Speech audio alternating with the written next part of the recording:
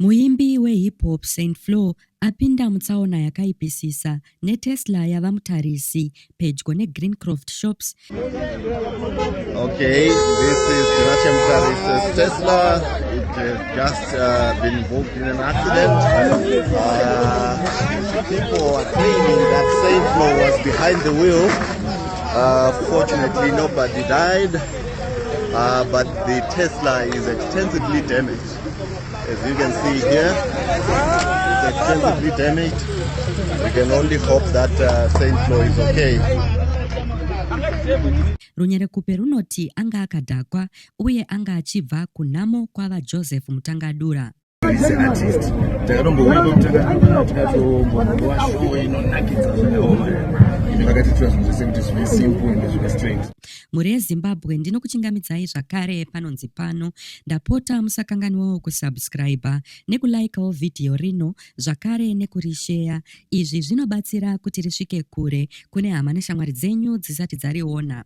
Muimbi we-hip hop uye ane mukurumbira muZimbabwe Saint Flo, uyo zita rake chairo anonzi Tawanda Mambo, akapinda mutsaona yemotokari achityaira Tesla yava Tinashe Mutarisi nezuro madeko. Tsaona iyi yakaitika pedyo nezvitoro zveGreencroft paTotal Service Station.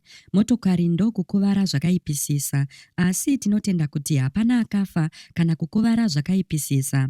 Although Saint Flo akamhanyiswa kuchipatara kuti andotariswa ma-internal injuries netrauma. Vakaona zvichiitika vanoti Saint Flo anga akadhakwa uye ange achibva kurufu rwava Joseph Mutangadura, mumwe muzvinabhizimusi ane mukurumbira muZimbabwe, whose burial was full of drama at his Ruwa farm and Goromonzi cemetery. Uyo ari kunzi akaurayiwa nemudzimai wake. Tinashe Mutarisi, shasha yependi, akamukweretesa motokari yemagetsi iyi, uye he is the only person who owns 2 Tesla cars in Zimbabwe. Pasocial media pazara nemashoko mamwe majee ekuti zvakaipira Tesla ndezvekuti maparts eTesla muZimbabwe haawaniki. Vamwewo vachiti dai iri Honda Fit kana Aqua yakaita accident, hapana aizoita hanya kana kuziva kuti ndiani anga achityaira. Vamwe vari kuti mota idzi they are self-driving, so Teslas should avoid crashes. Muri yeZimbabwe muneono sei iyi?